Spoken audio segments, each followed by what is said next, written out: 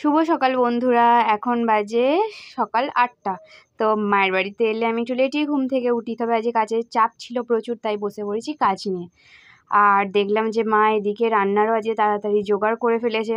আজকে আসলে রান্না হবে মাংস আর লাউয়ের চাটনি। তো বাড়িতে এলে আমি মাকে বলি যে তুমি জোগাড় করে দাও, আমি রান্না করি, কিন্তু আমার নিজের কাজের এতটাই প্রেসার ছিল যে আমি কিছুই করিনি।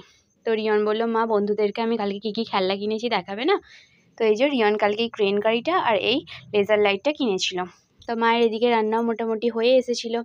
এবারে এসে আমাকে কিছুই তেমন করতে হয়নি, কারণ আমার বোন যেহেতু এসেছে, বোনই সব কিছু করছে, মাও করছে, আর আমি ছিলাম আমার কাজ নিয়ে একটু ব্যস্ত। তো এদিকে রান্নাবান্না মোটামুটি হয়েই গেছে। আর রিয়নকে কখন থেকে বলছি ওর না রে চান করতে, ও সে কিছুতেই উঠবে না। আর আমিও চান টান সেরে চলে এসেছি। এই যে বেশিক্ষণ লেট করিনি, যেহেতু আমার কাজের চাপ ছিল। আর এই যে ভাত খেতেও বসে পড়েছি, ঘড়ির কাঁটায় 1টা বেজে গিয়েছিলো। বাপিরও খাওয়া গিয়েছিলো, রিয়নেরও খাওয়া গিয়েছিলো। এই যে খাওয়া দাওয়া সেরে একটু রেস্ট নিয়ে, আজকে আসলে একটু ঠাকুর বিসর্জন ছিল, তো আমি আর আমার বোন রেডি হয়ে বেরিয়ে পড়েছি রাস্তার দিকে যাওয়ার জন্য।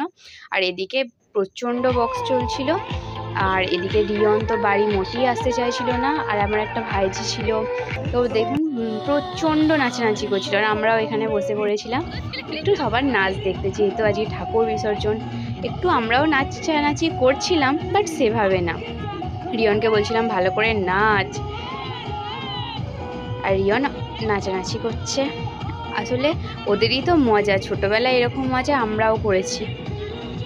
তো রিয়ন কত মজা করছে সবার সাথে, বলছে মা তুমি ভালো করে আমার ভিডিওটা বানাও কিন্তু। তো প্রত্যেক বছরই আমি এই সরস্বতী পুজো আমার বাপের বাড়ি চলে আসি। বাড়ির সামনেই যেহেতু পুজো হয়, তো বাড়িতে থাকতে ইচ্ছা করে না। আর রিয়নের তো মজা হলে কোথায় কিছু, ওর তো থাকতেই ইচ্ছা করে না, সে বাড়ির কাছেই হোক আর যেখানেই হোক। তো এই যে আজকে ঠাকুর বিসর্জনের ব্যাপার, তো প্রচণ্ড বক্স গুম গুম করছিল। আর এখানে তো রিয়ন নাচতে ব্যস্ত। একটু ঠান্ডা ঠান্ডা ভাবও ছিল, ওকে বললাম গায়েতে কিছু দে, তো তাও দিতে চায় না। যে জামাটা পরেছিল তাতেই ও ঘেমে যাচ্ছিল, তো ওকে আর বেশি কিছু চাপ দিইনি। আর এই যে বোতল নিয়ে নাচতে আরম্ভ করেছে, কেমন যত ফোনে দেখছে নাচ, কোনটা কোন গানের সাথে কোন নাচ ও শুরু করে দেয়। তো একটু খিচুড়ি ভোগেরও আয়োজন করা হয়েছিল, তো আমরা বেশি রাত করিনি, কেননা রিয়ন প্রচণ্ড বিরক্ত করছিল, রাস্তায় চলে যাচ্ছিল নাচতে নাচতে। তো কিছুক্ষণের জন্য আমরা বাড়িতে এসেছিলাম খিচুড়ি খেয়ে। তো প্রত্যেক বছরই এরকম খিচুড়ি ভোগের আয়োজন করা হয়। তো তারপর যখন দেখলাম যে এবার ঠাকুর নামানো হচ্ছে বিসর্জন করতে যাওয়ার জন্য, তো ভাবলাম যে যাই একটু দেখে আসি। তো এই যে ঠাকুর বরণ চলছে।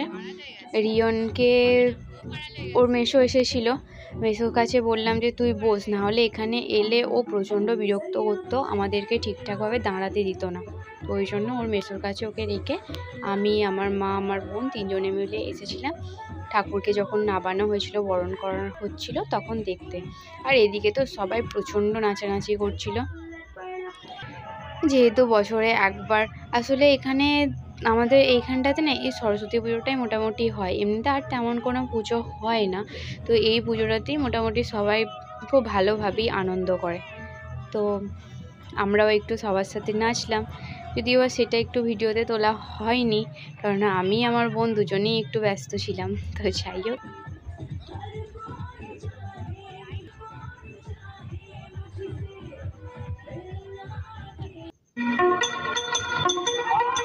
এদিকে সবাই প্রচুর। আর রিয়নও বারবার বলছে, বাড়িতে একবার এসেছিলাম যে আমি যাব, কিন্তু ও গায়েতে কিছু দেবে না, মাথায় কিছু দেবে না, এমনিতেও শরীরটা ভালো নয়, সর্দি করেছে। তো ওকে আর বেশিক্ষণ আমি বাইরে রাখিনি। তো ওকে বললাম তুই বস, আমি কিছুক্ষণের জন্য যাচ্ছি, দেখেই চলে আসবো। তো এই যে সবাই কতটা মজা করছিল রিয়নের জন্য। আমাদের মজা করাটাও জাস্ট একটুখানি হয়েছিল, যাই হোক কোনো ব্যাপার না।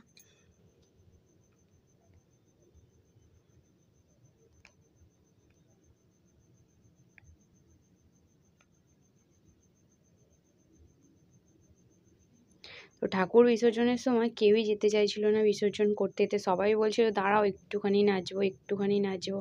আসলে বৃহস্পতিবার থাকার কারণে আগের দিন বিসর্জন হয়নি। তো যাই হোক, খুব তাড়াতাড়ি বিসর্জন করে দিয়েছিল, 10:30টার মধ্যেই মোটামুটি ঠাকুর বিসর্জন করা হয়ে গিয়েছিল। তো সরস্বতী পুজোতে আমি তো প্রচণ্ডভাবে এনজয় করেছি। তো তোমরা কেমন এনজয় করেছো অবশ্যই কমেন্টে জানিও। আর আমিও আর আমার বোন বাড়ি চলে এসেছি।